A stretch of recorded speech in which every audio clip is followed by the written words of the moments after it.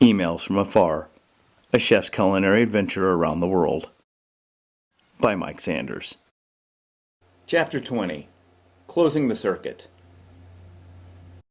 1/19, Day 65. Well, I was right. We had another hellish ride back to Bangkok. It wasn't quite as bad as the bus trip from hell, but it was close. This time it was a little different and started with a packed, and I mean packed, bus full of travelers. I had to sit on one of the fold-out seats, which was located next to the dash. Actually, the fold-out seat was in the dash. My left arm rested on the dashboard, and the windshield was only 2 inches from my left shoulder, as if the glove box compartment door had become a tiny seat. It could not have been more uncomfortable, in body and in spirit. Worst of all, it gave me a horrifying bird's-eye view of the oncoming traffic. Lovely. 5 miles outside of Siem Reap, the pavement ended, and 10 miles after that, the giant potholes began. These weren't just potholes. These were full-on sinkholes.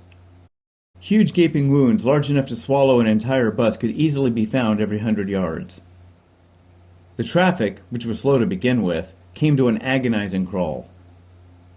When we did get moving, we were weaving in and out of lanes into oncoming traffic, driving down the side of the road, and, believe it or not, through rice paddies at one point.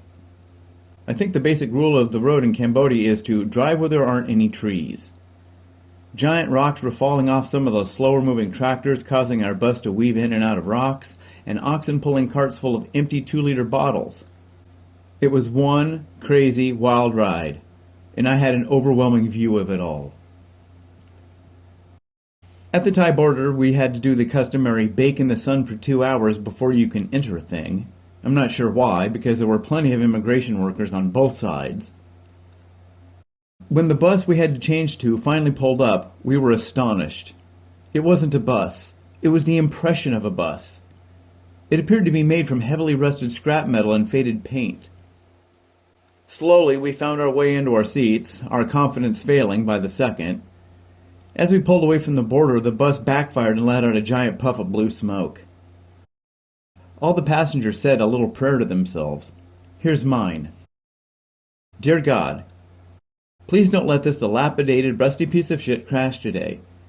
With your guiding hand, may this turd of a bus find its way straight and true to its appointed toilet bowl. Thank you for your time, sir. Mike. Wow, what a difference 6 weeks makes. When we left Bangkok, we didn't want to come back. But now, after Vientiane, Vin City, Saigon, and Phnom Penh, Bangkok is a pretty wonderful place. We thought we would be able to find a guest house on Khao San Road with ease, just like last time, but alas, we were horribly mistaken. It took an hour of walking up and down with our weighty backpacks before we found a little dive to stay in. Drenched with sweat and totally exhausted, we were happy to take it. Both of us took a long cold shower, then went downstairs to have a bite to eat at the same cafe we did the last time we were here. I had a huge plate of pad thai, and Sarah had tofu stir-fry. We started taking our malaria pills 2 days ago in preparation for India.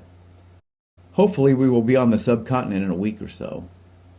We were told that since we will be going to some of the out-of-the-way places to protect ourselves. We've been having some pretty strong dreams, and the doctor said we could expect that. One of the side effects of the medication. Some of the other side effects include night sweats, intense nightmares, and on rare occasion, night terrors. And, in extremely rare occasions, psychotic episodes. Beautiful. In the morning, we need to do a little shopping for some necessities. We looked for a guidebook from India and Saigon, but the one we found was brand new and was $35. I bet we can find a used copy around here if we keep looking. We did, however, find an entire Lord of the Rings trilogy contained in one giant book. It's a little heavy to be backpacking around with, but well worth it. Sarah now has plenty of reading material and has decided to read the whole thing to me. How wonderful!